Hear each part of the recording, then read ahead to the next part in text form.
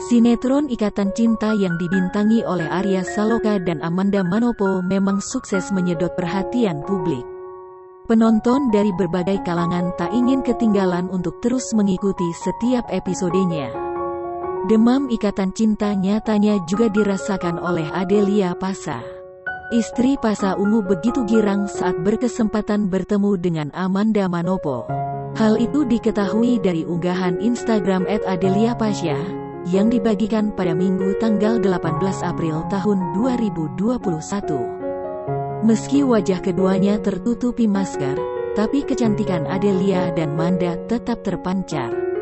Menyertakan postingan tersebut, ibu 4 anak ini mengaku bertemu lawan main Arya Saloka saat hendak pergi ke kamar mandi.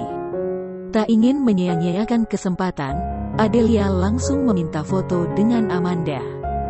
Ia juga melontarkan pujian bahwa Manda memiliki paras cantik serta sifatnya baik.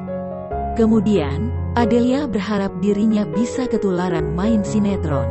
Namun, istri vokalis band Ungu ini justru memupuskan harapannya sendiri.